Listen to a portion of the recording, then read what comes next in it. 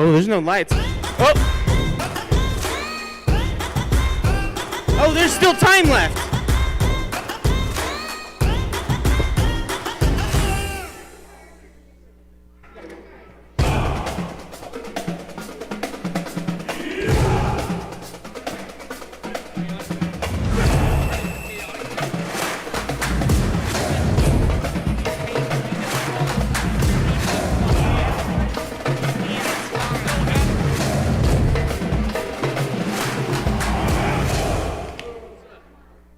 Did the timer actually...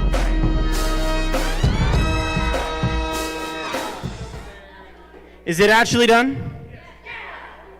Cool. What's up, y'all? Hey, Billy, do you mind hitting that light? Cool. Hey, y'all, how y'all doing? How's school going? Wow, y'all aren't really interactive. Hey, raise your hands if you're excited for spring break next week. Cool, cool. All right, keep your hand in the air if you're going out of town for spring break. Cool, okay. Raise your hand keep your hand in the air. Hey, if you're going out of town, put your hand back up for me. Keep it in the air if you're going further than Texas. Cool. Where are you going? North Carolina. Ew.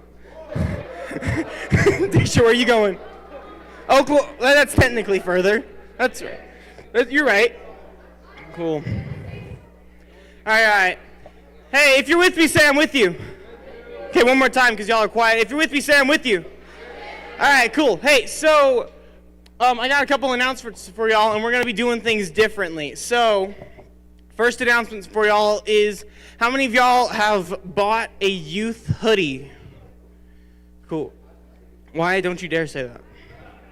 Cool. Yeah. Hey, I just want to let y'all know, and if you don't have the money on you, but if you want one, get with me or Sid and we'll figure something out. But as of this Sunday, we're going to allow adults to buy the youth hoodies, because all the youth hoodie money goes to help some of y'all go to camp this summer, right? And so we have a limited amount of hoodies left, and so if you still want one, and even if you don't have the $15 on you right now and you just want to be like an IOU with me or Sid, we'll figure that out. But just so you know that this is the last Wednesday that you might have a chance to buy one, all right? Cool. All right, next thing is Isaiah, Krislin's dad, is doing an event at Free. Oh, I'm sorry. My bad. Not name drop? It's on me. Anyway, he gave me it's going to be at the Forever Free Church. I don't know where that is, so you'll have to Google it. But it's going to be this hip-hop event. It starts at 7 p.m. on Friday night. And honestly, it's super good. They're always really good. Those guys are on it, and it's a whole lot of fun just worshiping God in a different way with hip-hop and rap. And it's so awesome when we get to bring those guys out, so it'll be a grand time. Okay, everybody say next week. Cool. And let me get my calendar out so I know for sure. Okay, so as we said, and I asked y'all how many of y'all are excited for spring break. So the next week, the 20th, there will be no youth events whatsoever. We won't be at the church will be closed. We ain't doing nothing, okay? Cool. Now, everybody say the 27th. Okay, one more time, just a little bit louder. Everybody say the 27th. Cool. Hey, so the 27th is going to be a night of worship. And so basically what this is y'all are going to show up in here. We'll play some sort of game and do announcements for the first 30-ish minutes. One of our leaders might give a testimony just to get y'all's hearts and minds right for as we go into worship. And then for the next hour and a half, we basically just do praise and worship. We just start with one song, and there's usually about 7 songs. And it's a really good night. Worship nights are one of my favorite nights because literally if you can come in with anything on your heart, and almost it just works perfectly. So if you come in and you just want to give thanks to God and just you're just excited to be there, you can come into a worship night and just be excited to be there. If something's really bothering you and weighing you down and hurting you, you can come in on a worship night and just be hurt and be in His presence and be surrounded by people who love you, and it's awesome. It's just a great experience. So make sure y'all are here the 27th for the worship night. Okay. And now we're going to get into some big things. So I'm going to say one night. Cool. I'm sorry, y'all. That's on me. I'm going to say one night, and y'all are going to repeat after me, okay? One night. One more time. One night. Cool. So what this is going to be is we're going to do this huge event. We're going to do a big drawing with a huge prize. I'm shooting for about like $500 to $700 worth of prizes, something crazy. And this is going to be just a huge night where we just worship. What's going to happen is we're going to have 2 weeks leading up to one night. And then on that third week, we're all going to take a field trip over to the sanctuary. And we're going to have some adult bands. And we're going to have Pastor Ronnie preach the word that night. And we're just going to have a great night. And so the concept of a one night is to invite that one friend that you've been wanting to come to church for a long time. They've been on your heart for just a really long time, and you want them to come experience church. And the beauty of it is it could be someone who has their own church that you just want them to come because it's going to be a fun night with a lot of food, not a lot of games, but it's a lot of food, a lot of hanging out, and some good worship. Or it could be someone that doesn't really know God, doesn't know what the Jesus thing is, and doesn't go to church. And you can invite them just because they have the opportunity to win a big prize. So to explain how the drawing is going to work, I need some volunteers to help me out so I can, could I get, let's go. Hey, Eli, could you help me? Colin, could you help me? And Zeke, could you help me? Just y'all three, could y'all come up here and help me real quick for this demonstration? Everybody clap for him. Yeah.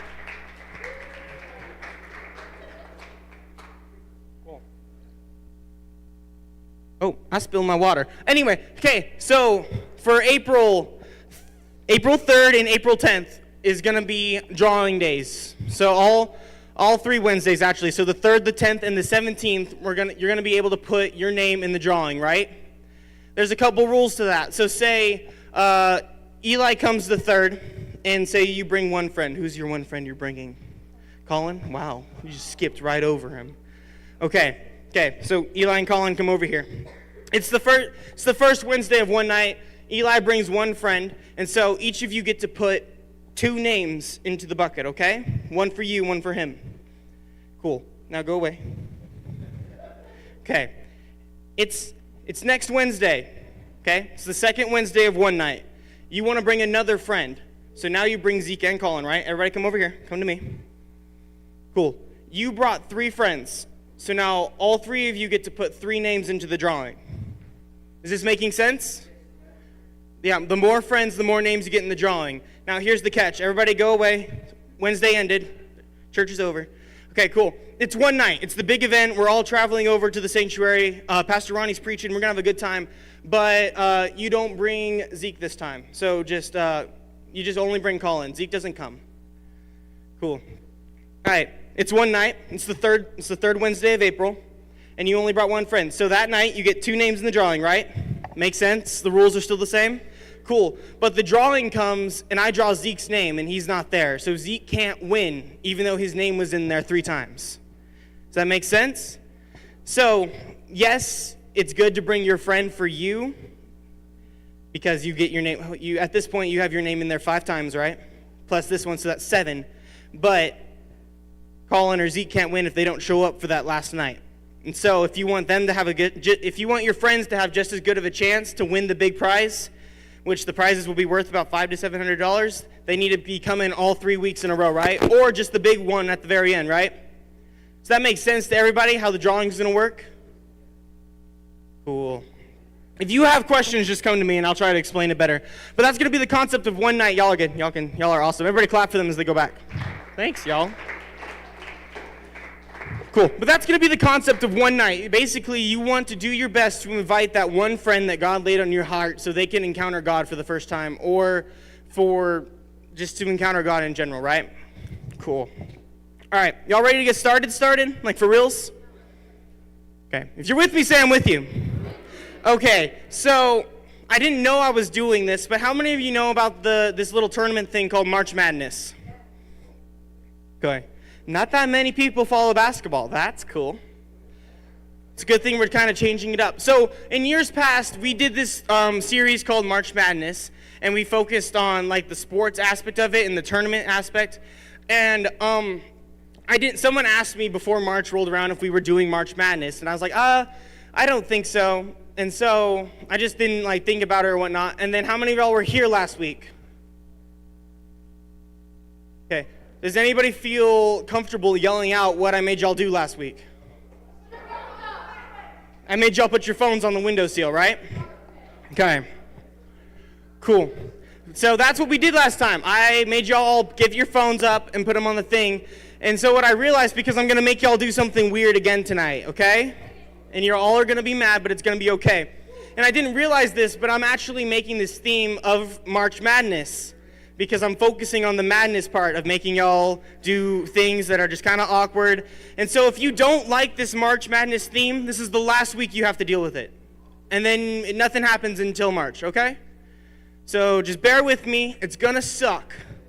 But it's cool. Hey, okay, here's the one rule before we really get started. If you currently brought someone who hasn't been to this church in the past 3 weeks, stand up. You and the person. Eli, who's your person? If you brought a friend that has not been here in the last 3 weeks, stand up. There's Jace. I see him. I see you, Jesse. Yeah, they stand up too. You and your friend stand up. Okay, I need y'all to go to that side of the wall. You and your friend.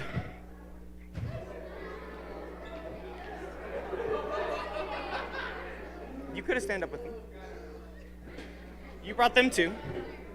Okay, those of you who didn't have a friend today, which is okay because sometimes our friends don't like us, but it's fine. It's fine. No, I'm just kidding. I need y'all to stand up and go to that wall. No, you cannot.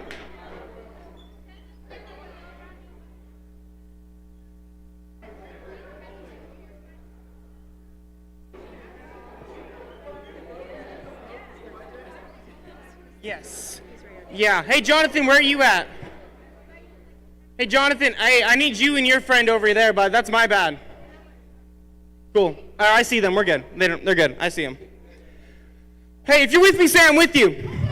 Okay. So here's the goal today. Tonight's service is going to be about being uncomfortable and what we do during uncomfortable situations, what an uncomfortable situation can look like, and how we should act.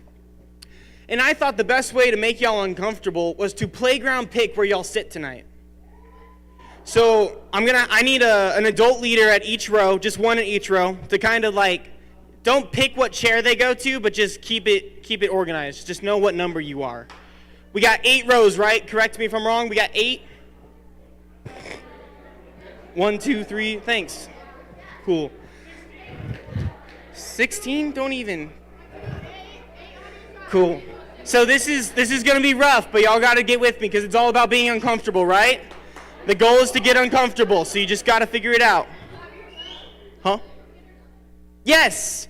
When I tell you what row to go to, grab your stuff and then go to that row. Don't leave your stuff with strangers. It's okay. Don't do that. Cool. Let's go. Row 3.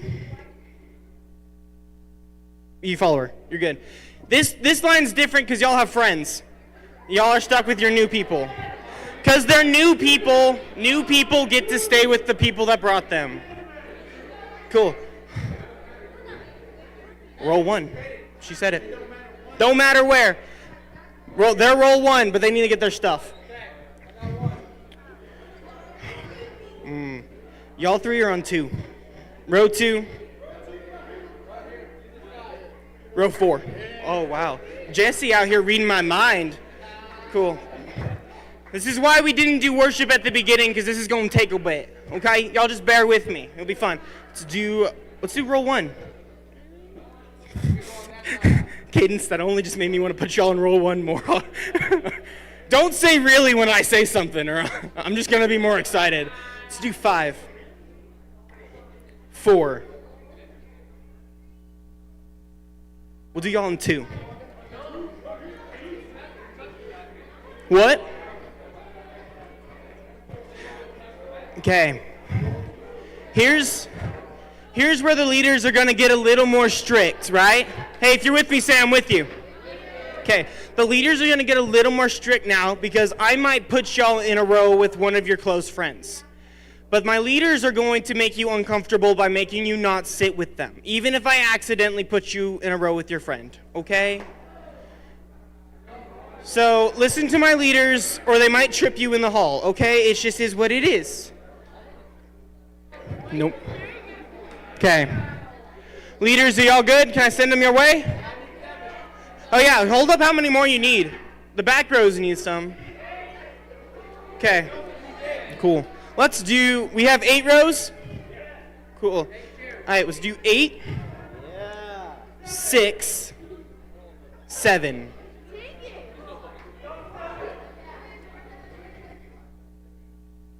5, 3, 6, 7, 2. Yep.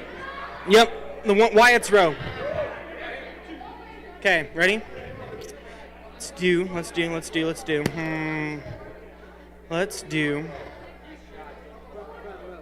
One. Sorry, they sold you. They sold you out, bro. He's in 1. Let's do you 3. Cool. You're going to 8 because you're tall. You can see over everybody. Sorry, Jake. You're not tall. So I'm gonna. No, just kidding. Let's hear. Where we at? Raise the numbers up. Who needs some kids? 4 needs some. All right, go to 4. Yeah. Yes, y'all can. I meant to tell y'all to go over there. Okay. 5 needs some. 5. Are they all new?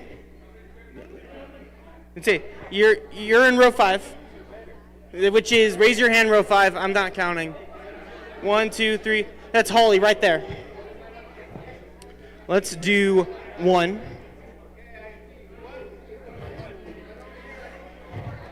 We're gonna do 2. Sure. You're with Wyatt. No, you're with 2. You're with Wyatt.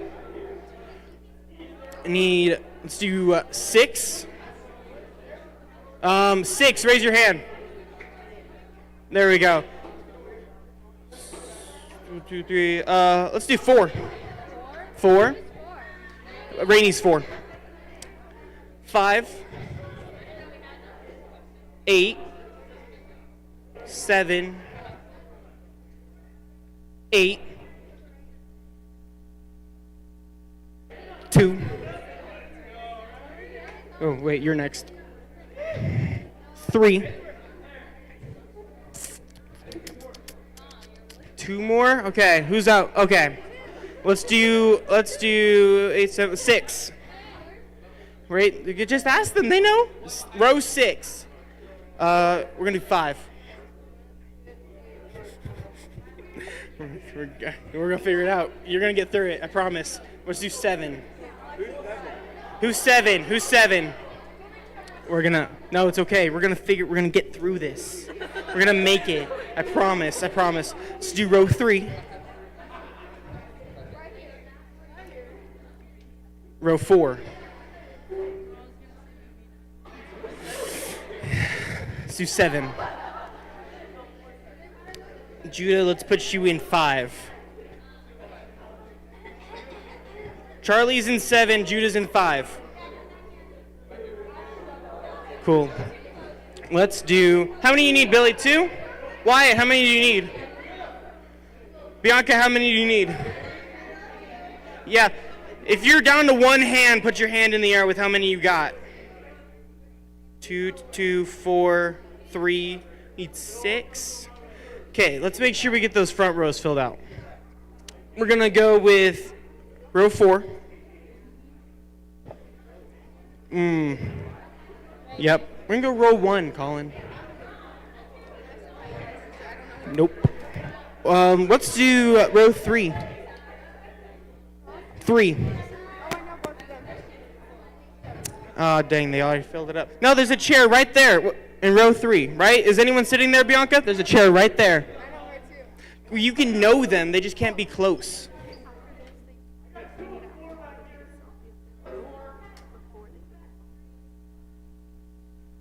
Cool. Okay. How many out? 3, 2, 1. Okay. Let's do 4. Let's Rainey's row. Okay, let's do 1. It's Billy's row. Let's do 5, which I think is this row. Is this 5? This is 5.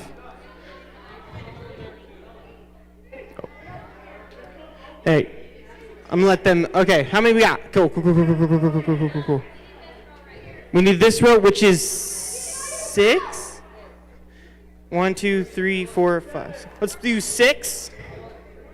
You're row 6, which is Jordan's row. We need. Let's go 5 with Holly. Oh, she went to 5, so you can go to 6. Right this row, right here. Let's go with 8. With Joseph's row. Hunter, let's go with 7, which is this row right here. How many we got up in the front? It's okay. Both of y'all in row 3. Where Bianca is. Okay. Okay. My leaders don't quite.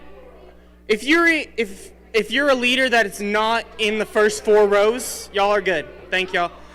I need the leaders of row 1, 2, 3, and 4 to stay. Cool. Hey, if you're with me, say I'm with you. Okay.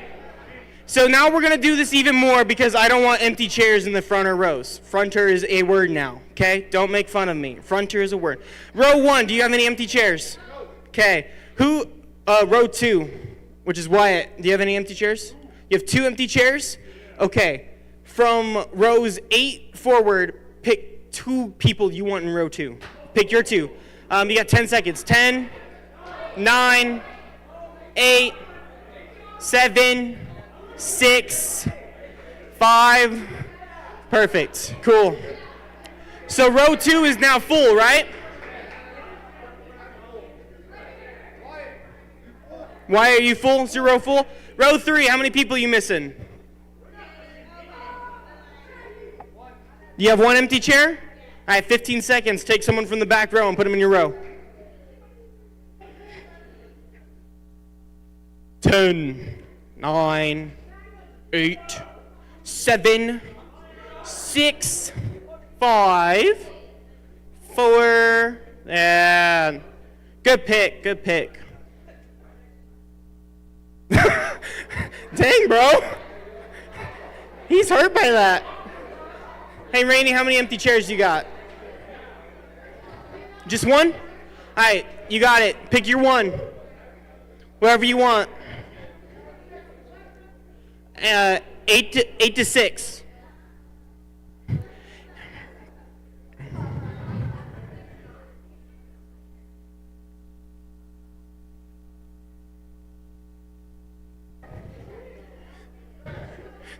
He just didn't want to sit next to you that badly? Dang, Jake. Hey, we're gonna have to watch them whenever we come do worship.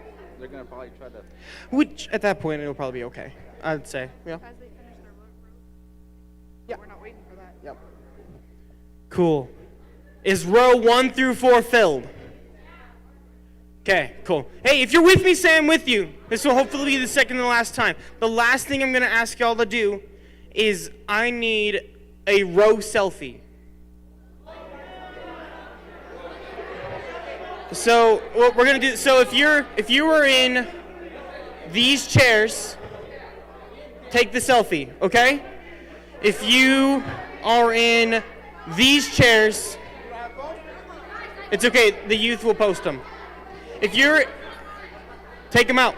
Get the whole row, get everybody.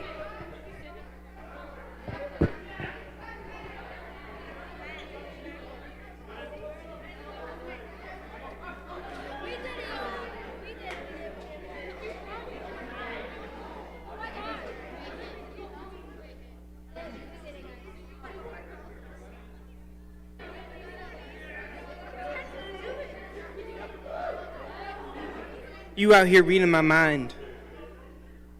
10, 9, 8, 7, 7, 5, 6, 7, 2, 1. All right, cool. Phone's down. All right, we're good. Good game. What?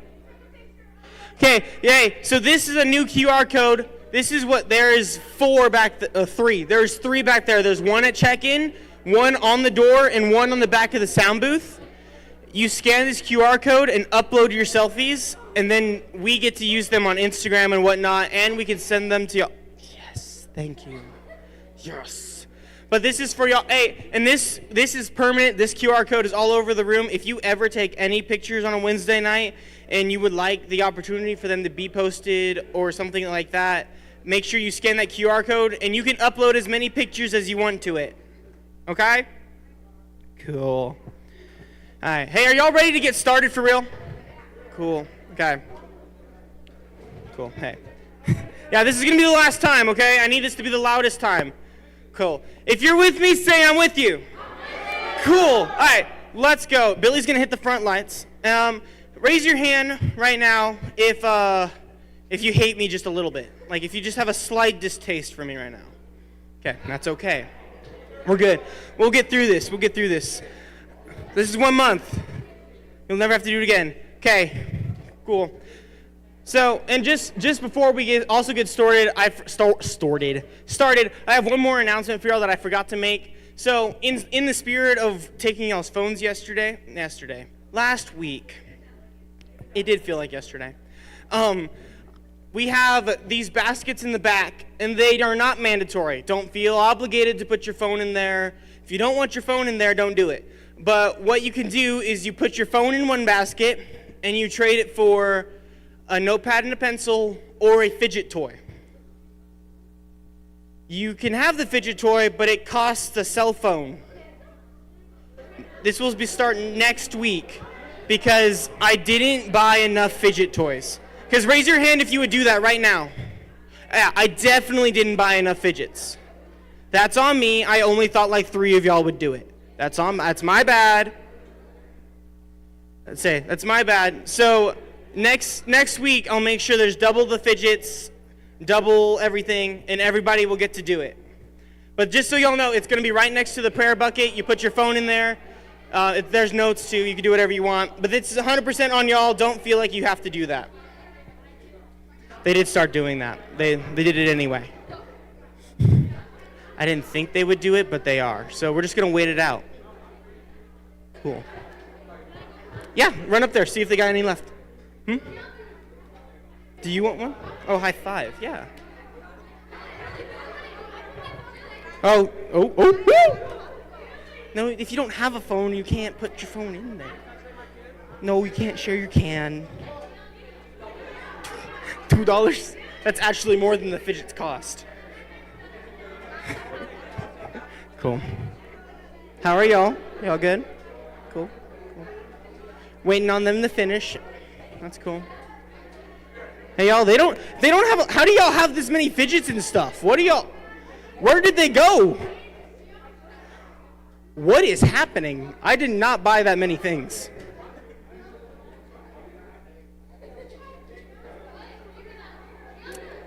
How are y'all? How's it going? Good. Jonathan, how are you? You good? Yeah, you. Your name is Jonathan, right? If you say so. Yeah. Jace, how you doing? Are you good? Scale of 1 to 10, how you feeling right now? Scale of 1 to 10, how you feeling? Like a 6? All right, I'll take above average. Take above. We're getting there.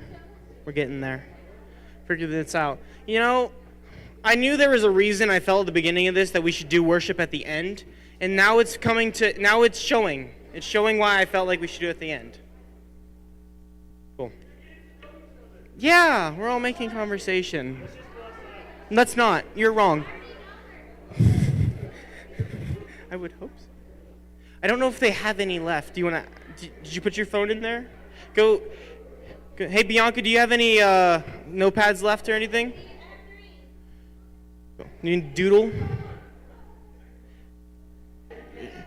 She needs one or her phone back. She's on a rampage. She needs her phone back or she needs a notepad. I don't.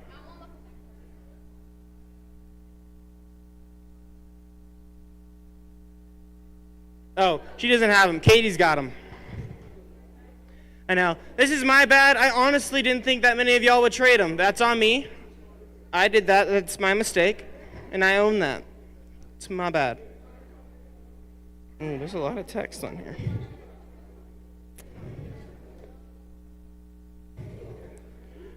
It's... Whew, okay. Because that break was so long, I ended up lying to y'all. I need y'all to do it one more time. If you're with me, say I'm with you.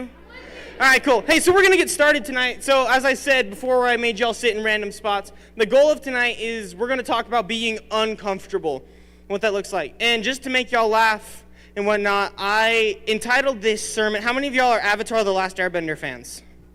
Y'all watched the show or whatnot? Okay. Some of y'all won't really get this reference, but I entitled this sermon, That's Tough. That's rough, buddy. And if you watch the show, it makes a lot of sense. If you haven't watched the show, it's a great show. Watch it. It's one of my favorite shows of all time. I haven't finished the live action yet, so don't spoil it for me. But I made two memes for y'all based off of the show. So it says, Pastor Kaden took my phone last week. That's rough, buddy. And then there's one more.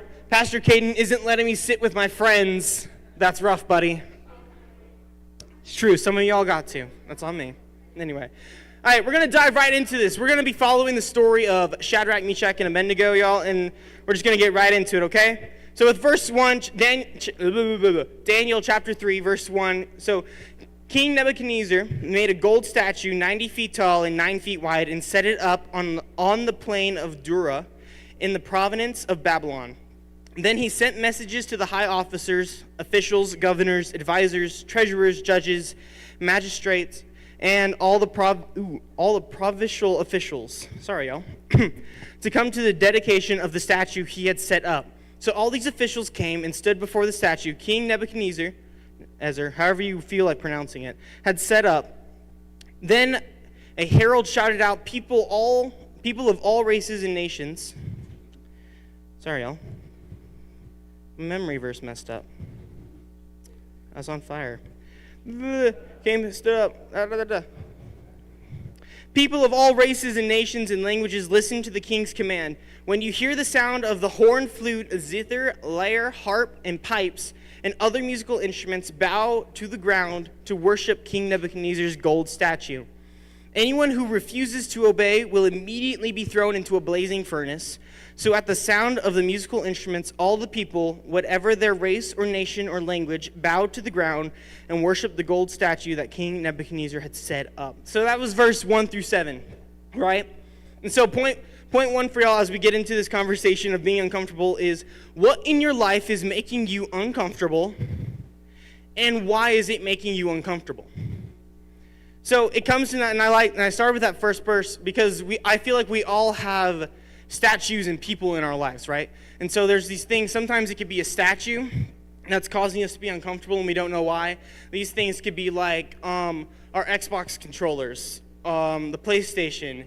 It could be, did you say geometry? Dude, you're wrong. But no, just kidding. It could be, but these statues are like, if you think of a statue that's making you uncomfortable, it's a physical thing. Sometimes it could be social media or your phone. It's physical things that we can hold. And then sometimes we have people in our lives, right? Like King Nebuchadnezzar that makes us uncomfortable. There's people in our lives, whether it's a girl or guy we like, it's a friend that we haven't talked to in a long time, it's a close friend, or it's just some older kid that we just want to fit in with. A lot of times we feel like we feel this outside pressure and disturbance by people in our lives. It could be family members too, and we feel this uncomfortableness inside of us because we know something isn't right.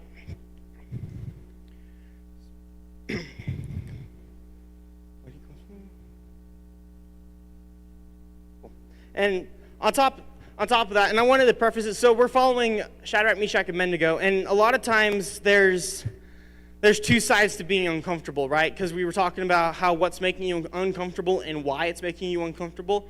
So some things make you uncomfortable because you need to step away from them, right?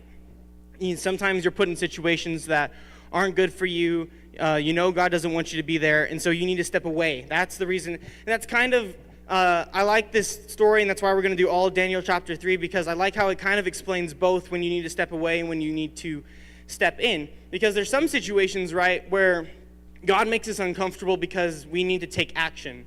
Whether that's because he needs us to show his glory and to show what it means to be a child of God, or maybe he's trying to grow you, because a lot of times, more often than not, when God puts you in an uncomfortable situation, he is more than likely trying to grow you. And so we need to be able to discern whether it's an uncomfortable situation where we need to step away and separate ourselves from that, like a friend group or a situation or being up too late, things of that nature that we need to step away from, or it's things we need to act upon, like your best friend is suddenly cursing up a storm and you need to tell them, like, hey man, you need to learn to control your tongue.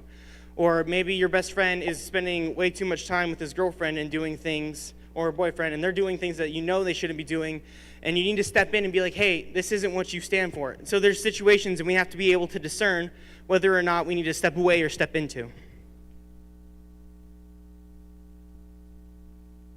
All right, so now we pick up with the story on verse 8.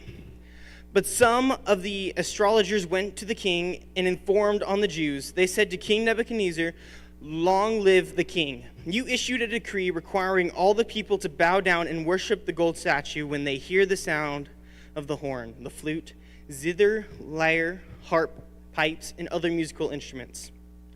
That decree also states that those who refuse to obey must be thrown into the blazing furnace. But there are some Jews, Shadrach, Meshach, and Abednego, whom you have put in charge of the province of Babylon.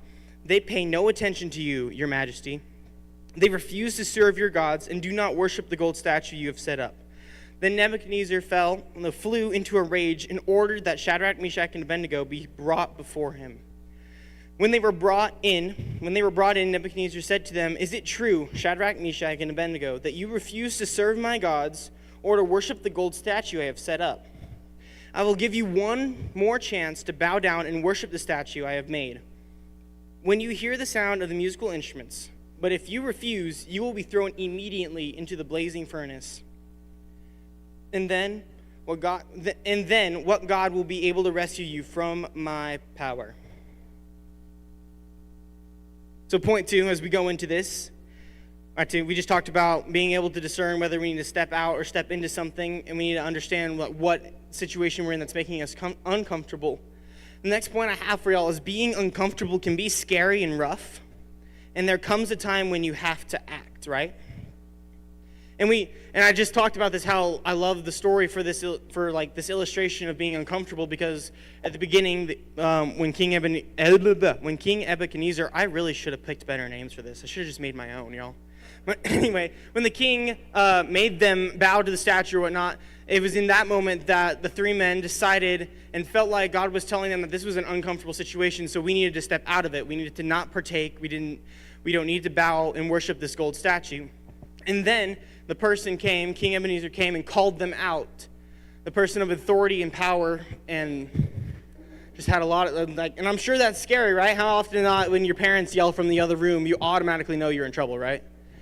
If there's just certain crispness about that yell that you can tell, you can hear it scratching their vocal cords, and you already know you're in trouble. You don't even know what you did, but you already know you're in trouble, right?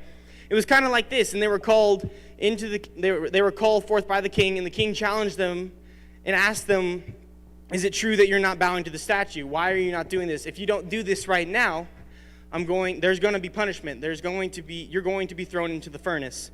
And that's why I picked this story, because one, they stepped out in the beginning, but now what they're going to decide to do is to step into what's calling them to do, because there needs to be something said about it. There needs to be something that's brought up. And I feel like a lot of y'all face this all the time, that there's situations and whatnot that you go in through school and through life.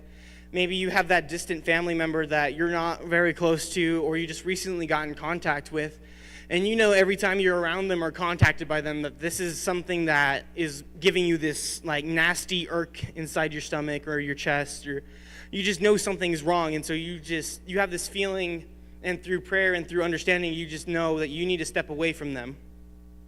And a lot of times y'all are also approached by people and by friends and other things, and you know that you shouldn't do or you shouldn't want to do, but you end up doing them anyway, right?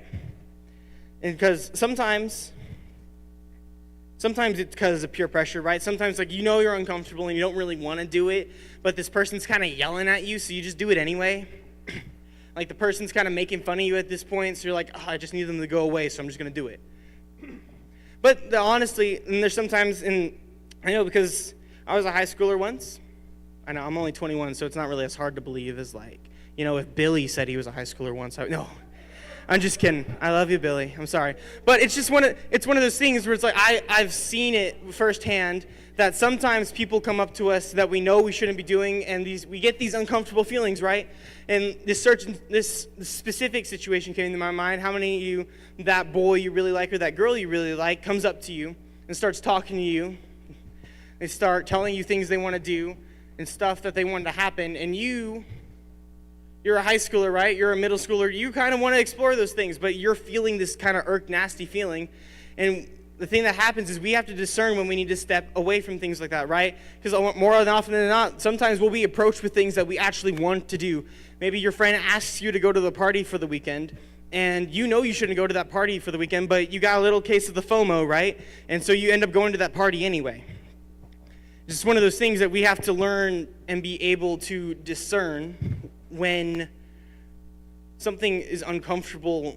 Well, hold on. We also have to understand that sometimes when we're uncomfortable and we really want to do things, we have to listen to the uncomfortable feeling and just reevaluate the whole situation.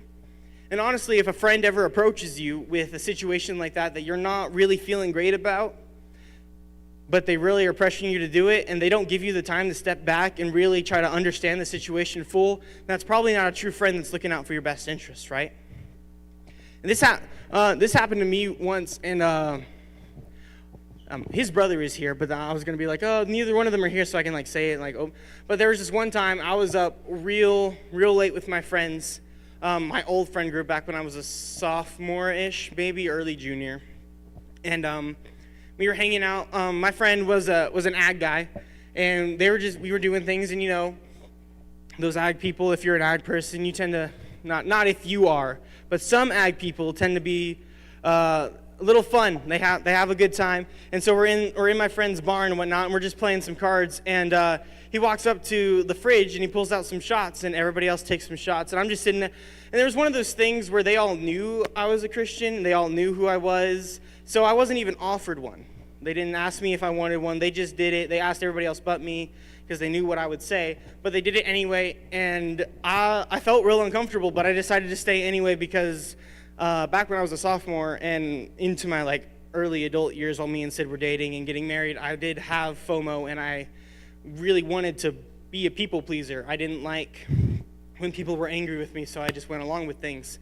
And so I ended up hanging out. It rolled around to 2 or 3 a.m., and the conversations were getting really just nasty, and I didn't want to be a part of them. I didn't like what was going on, but I didn't know at the time how that if I had just told them no, I could have left, and none of them would have said anything. But at the time, I didn't. I thought it would be the end of the world if I had told them no and just left. But what had happened, and I don't even know if Andrew really knows about this, but it was his older brother Thomas. Ended up, I don't know, I need to talk to him more, but it was one of the lower points in his life. He's married now and whatnot, so it's all good. But there was this time at 3 a.m., he had just broken up with his girlfriend, and no one would answer him, no one would talk to him. And so, lo and behold, he calls me at 3 a.m., and he's just like, hey man, I don't know what to do, I don't know what's happening, I just don't feel okay, and I need someone. So I was like, hey, say less. I hung up the phone with him, and I told him I was going to come get him. Then I hung up the phone with him, and I left my friend's house, and I went and picked up Thomas, and me and him drove around for 30, 45 minutes. And looking back on it, I just thought I was being a good friend and whatnot. I didn't think it was just an out. I was like, yes, thank you so much. There's an out. I don't have to be there anymore. And later on, did I come to realize that was probably an opportunity from God to get me out of that situation, because there were so many good things that came from that. Mine and Thomas's relationship got better, and now Thomas is married. He's happy. He's having a good life. I don't take credit for that, but it was just one of those things where it was just God used it for such good things that it was definitely a God moment that Thomas decided to call me that night, and we left. And on top of that, come to find out, when I had left, I met with a friend group because they were my friend group, so we all went to lunch. And he's like, yeah, man, honestly, when you left, like 10 minutes later, everybody else just left. And I didn't realize until that moment that God was using me for something. And when I left, instantly the vibe changed. No, they no longer felt okay in what they were doing because I left. Because I'm sure, looking back on it, they could probably clearly see that I wasn't okay with being in there. There was something going on, and I just left. And so probably with that action and me choosing to step away and going, helping a friend, it showed them that what they're actually talking about was kind of really nasty, and they got that nasty, uncomfortable feeling, and everybody ended up leaving. So before we move on, because I'm going kind of fast, this is kind of shorter because I didn't know how long the seats would take. So we're about to hit the last little bit of verses. But if you're sitting in the room right now and you found yourself recently in uncomfortable situations, or not even recently, but you've periodically have been in uncomfortable situations, just know that you can step out, and even just by stepping out of those situations, God can do just amazing things. Cool. So, being uncomfortable can be scary and rough, but there comes a time when we have to act, right? We're picking up in verse 16 of Daniel chapter 3. Shadrach, Meshach, and Abednego replied, "O Nebuchadnezzar, we do not need to defend ourselves before you. If we are thrown into the blazing furnace, the God whom we serve is able to save us. He will rescue us from your power, your majesty. But even if he doesn't, we want to make it clear to you, your majesty, that we will never serve your gods or worship the gold statue you have set up."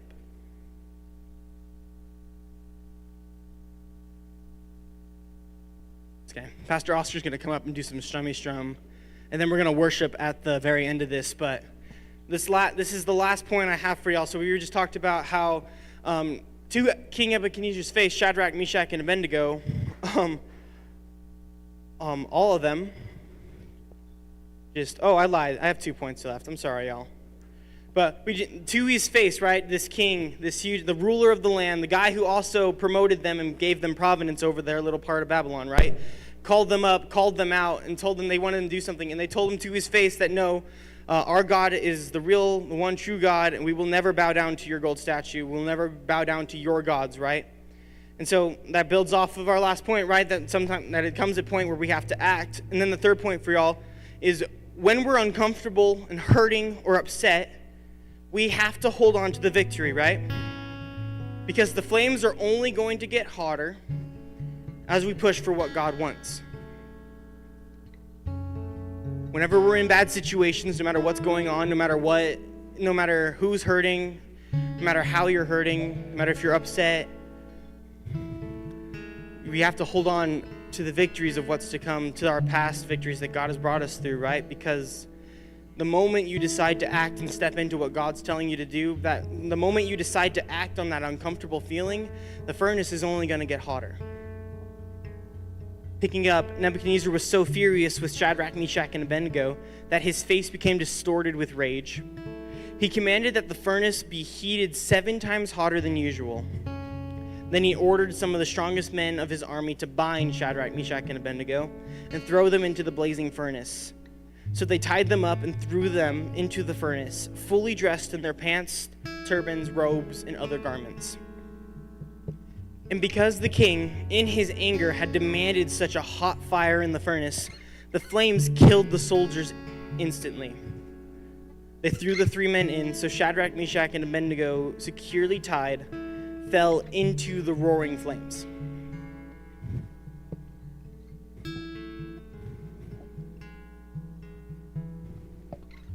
The last point for y'all is it's okay to be emotional while uncomfortable, because things are going to happen. In this story, in this situation, the fire was so hot that the men who threw Shadrach, Meshach, and Abednego into the fire, they instantly blew up, right? Because the situation they were put in, the person who put them in that situation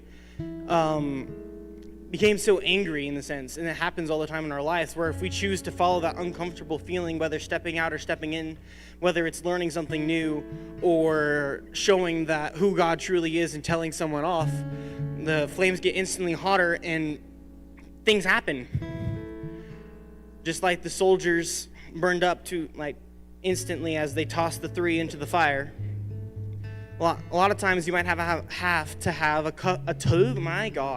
Sometimes you might have to have a tough conversation with that one friend. Sometimes you have to burn down that bridge so you can tell them that, hey, I can't hang out with you anymore because you're too far gone, man. And it's time for me to step away. Because when we decide to get uncomfortable, things are going to heat up.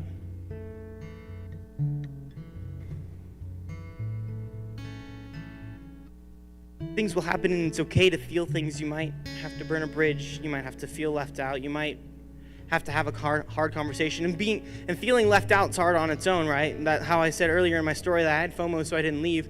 Sometimes being left out of things is a hard thing to do, but it takes, as you get hotter and as you choose to step into what God's called you to do, as you choose to confront this uncomfortable feeling that God's laid on you, you find yourself being left out because you're choosing something more. On top of those things, you might feel scared, ashamed, alone, unwanted, or unloved.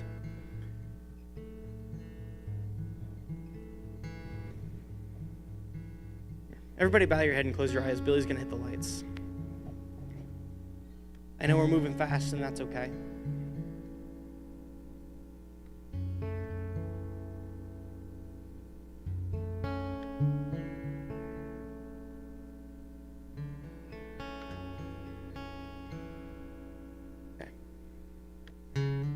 Eyes closed.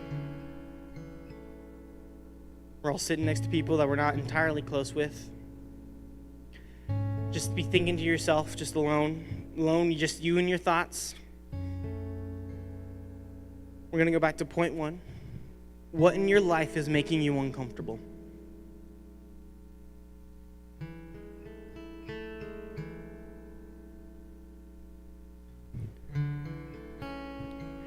It could be more than one thing. It could be one big thing. It could be one little thing. But what in your life right now is making you uncomfortable?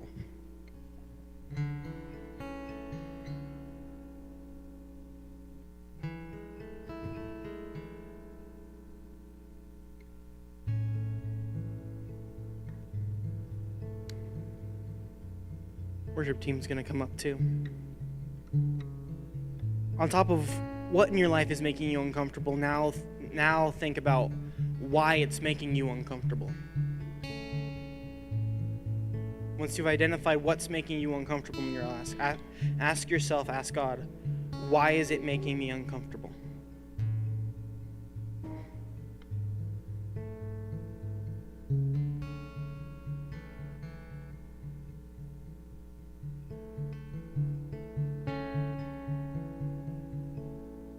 Going on to point two, being uncomfortable can be scary and rough, and there comes a time when you have to act.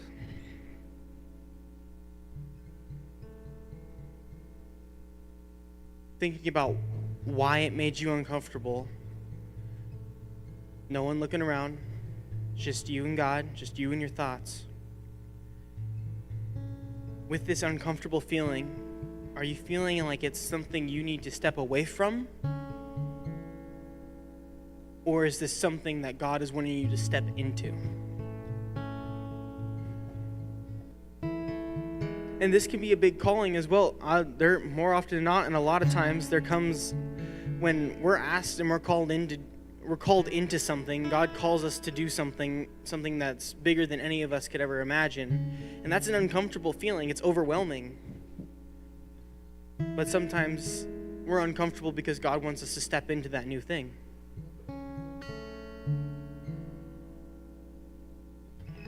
Like I said before, sometimes we need to step up and proclaim God in a moment. Sometimes our friends do something stupid that they should know better. Sometimes our friend just doesn't have control over his tongue and he needs to be called out.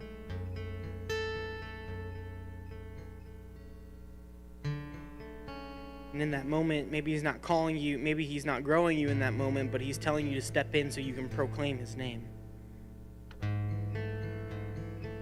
And then I'm sure there's situations in the room right now where you find yourself in a really bad place, in a really dark spot, and you're uncomfortable and hurting, and you know that uncomfortable feeling is because you're stuck there. And God's telling you and crying out to you that you need to step out of it, that you're uncomfortable because you were never supposed to be there in the first place.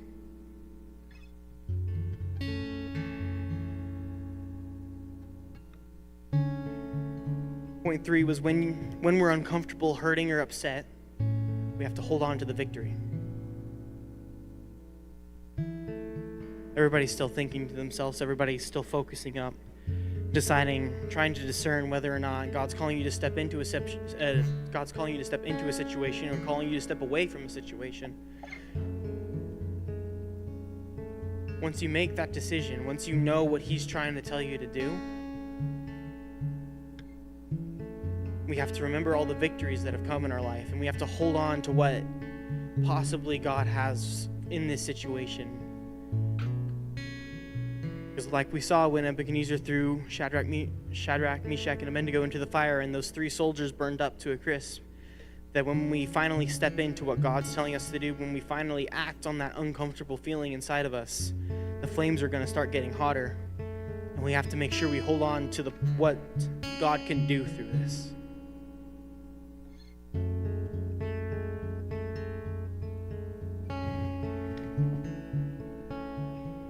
This last point was it's okay to be emotional while uncomfortable. Because things are going to happen. Things will happen, and it's okay to feel things. You might have to burn bridge. You might have to feel left out. You might have to have a hard conversation. On top of those things, you might feel scared, ashamed, alone, unwanted, and unloved. That's okay to feel that way, because we have to believe that those words don't define us. Because God and Jesus are the ones that define us. Because more often than not, when we get uncomfortable and we step into a situation or we step out of a situation that we do something that God's calling us to do, we start feeling all the emotions. We start getting angry, frustration. We want to hit or punch a wall or kick down a door. We get scared and worried, so we want to run away from a problem. We want to shut the door to our room and lock it and curl up in our bed. Sometimes we feel unloved because we had to confront that friend, confront that family member. And so we can feel unloved and unwanted because we had to do what God called us to do. But we have to remember these feelings, this uncomfortableness, this fear, the feeling of being unloved, the feeling of being ashamed, the feeling of being alone. These things don't define us because God and Jesus define us. God sent Jesus down in a fleshly body, right? And Jesus felt all these things we feel when we're uncomfortable. This is the reason He came down. He felt fear. God had anxiety. Not God. Jesus felt fear. Jesus had anxiety. Jesus felt shame. He felt temptation.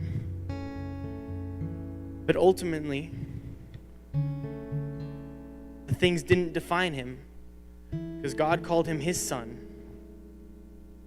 Those feelings that Jesus had when He walked the earth, when He was betrayed and angry, when Jesus wept with Lazarus' family, when He was nailed to a cross and died for us. Jesus was sent so He would feel all these emotions we have to deal with on a regular basis when we get uncomfortable. But because God called Jesus His, the emotions didn't define who He was.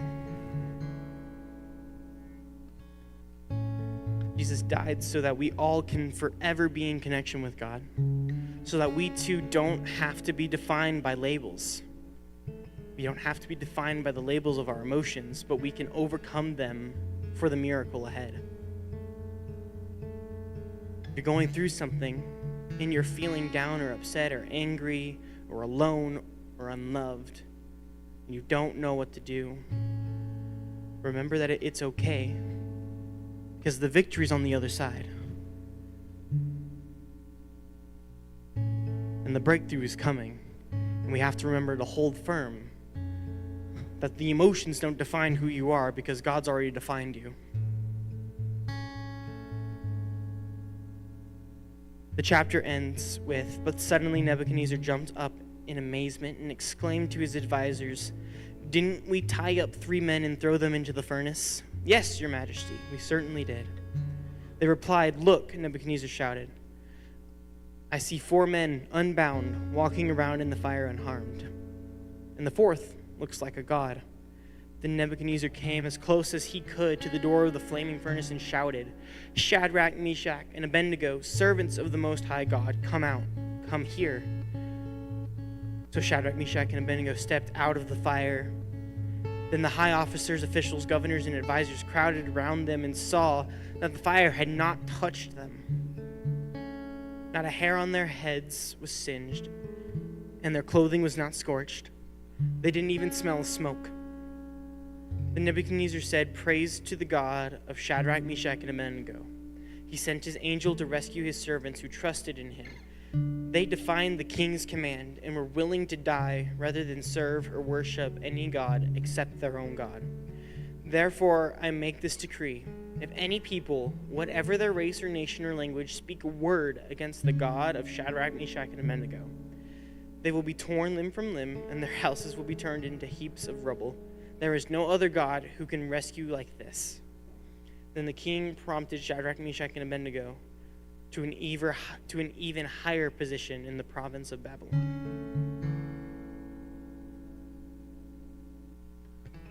We serve an amazing and powerful God who uses uncomfortable situations to either grow us or show us his glory. And it comes down to how willing we are to follow the uncomfortable feeling, how willing we are to act when things start feeling bad, when things start feeling wrong inside. How comfortable are you with being uncomfortable?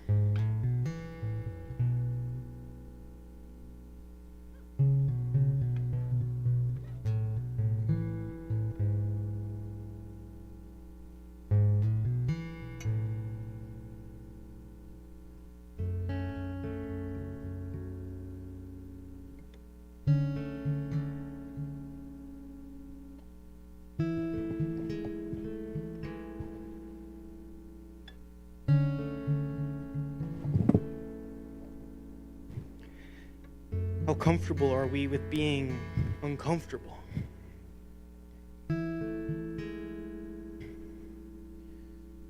The story is cool all around, but the ending that always stands out the most is the fact that the 3 soldiers in the king's anger burnt. They're dead. They're gone instantly. Just. But on top of that, we watched people get hurt. We watched this, because I'm sure it doesn't say specifically, so I like to imagine that Shadrach, Meshach, and Abednego were kind of freaked out and worried. Because you can have faith and be fearful. You can have faith and be scared and be worried. And I'm sure when they were tossed up in the air into the furnace and they saw the 3 soldiers burn on contact, I'm sure they were real worried about what was going to happen to them. And I know there's situations that y'all are going through right now that you're uncomfortable and you're scared and you're worried about what's going to happen because you see the hurt that this thing is causing. You see that friend who's dealing with depression. You see that family member who doesn't know God. You see that friend who is ruining and throwing away their life. And so it scares you to step in because you know how hot the furnace of that situation is. You know how hot the flames are because you've watched so many people close to you be burned by them.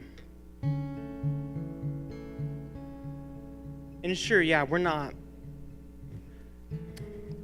A lot of times in the Bible, it talks about people dying for their faith and whatnot. And sure, there's situations all over the world, so we live in a blessed place. We live in an amazing place where we're not forced to die for our faith all the time. But there's situations where we might feel a little hurt and burned. There's situations where we no longer talk to those people because of what they associate with. We no longer do these things because of what it did to my life. I no longer talk to that person because of what he did to my life, because what she did to my life.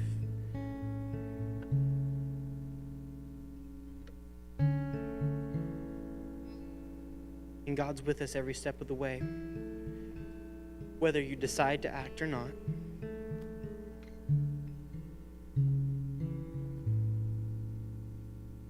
God's always with you, no matter what you do in the situation. I'm going to challenge y'all again. We're going to stand up and everybody's going to make their way to the front because we got one worship song that we're going to do. So everybody, and don't float to your friend groups. Try your best to literally stand up and just walk forward.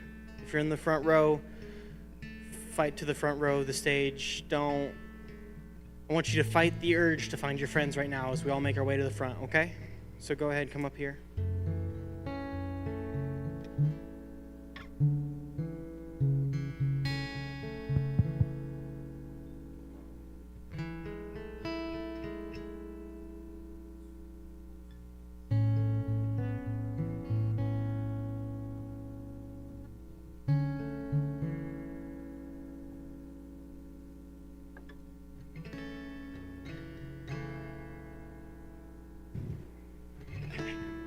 One more time, heads bowed, eyes closed.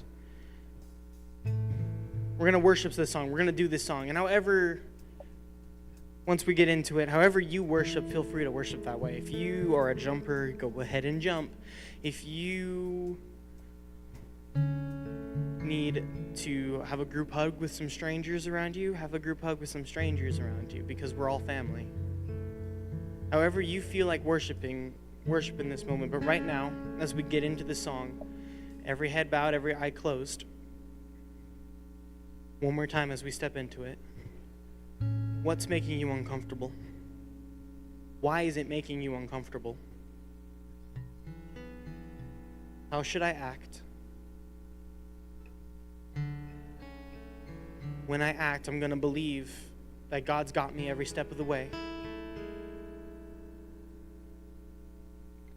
And that during the confrontation, during the fire, when I'm thrown into that furnace, and I start feeling the emotions of fear, anger, anxiety, depression, then I know they don't define me because God's the one that defines me.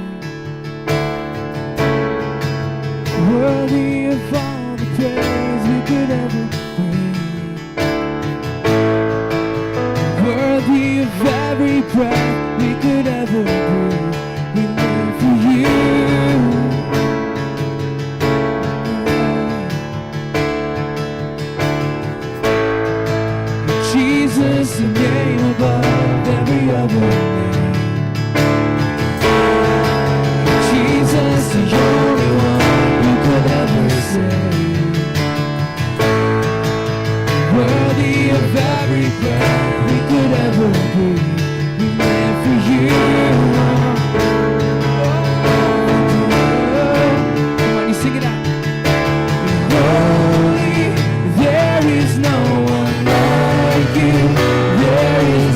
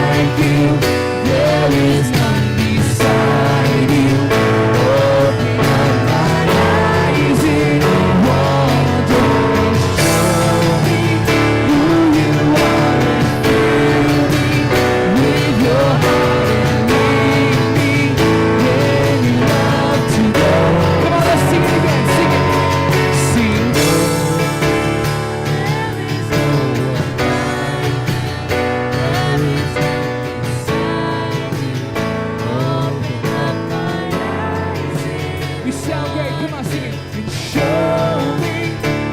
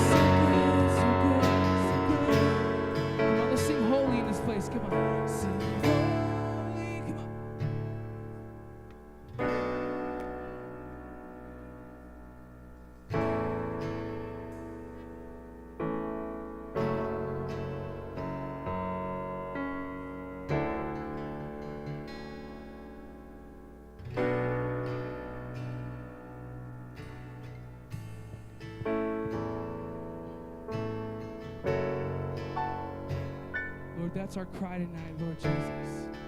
You're holy, you're good. And our cry tonight, Lord, is that you just fill us with your presence, Lord. Fill us with your love. Lord, to everyone we talk to, Lord, let our light shine, Lord God. Lord, as we go to school tomorrow, God, to go to work tomorrow, God, whatever we do, Father God, we just pray, Lord, that you just shine your light, Lord, through us, God, and that people see that we're different, God. We're not the same, God, that we've left here changed tonight, Lord. We thank you for this opportunity, Lord, that we get to be here tonight, God. Lord, we respect you, we love you, we honor you. We thank you for everything you're doing. You're so powerful. Do you love the Lord? Come on, let's give him some praise in this place. Come on.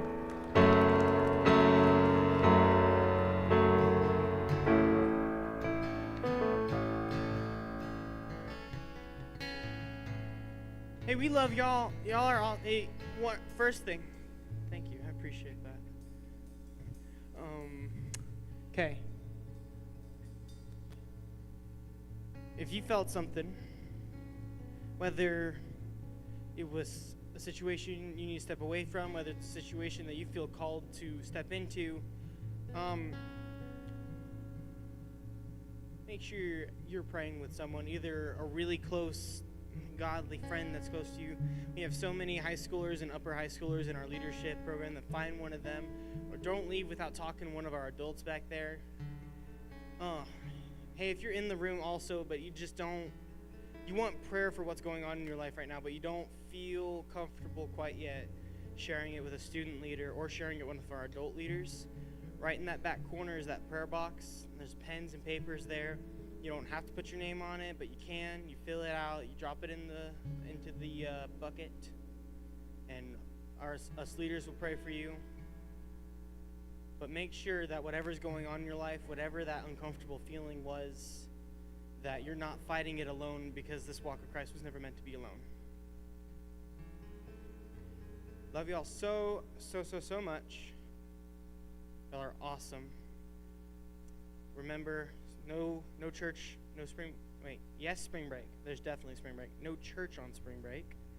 And then come 2 weeks from now ready and hyped up, because that'll be worship night, okay? Love y'all so much. Go have a grand time and find your adults. Phones. Love you guys. To get your phone, please trade. You can keep the notepads, but I need the fidgets back. If you have a fidget, your phone costs a fidget. And trash. Pick up trash, Trash. please.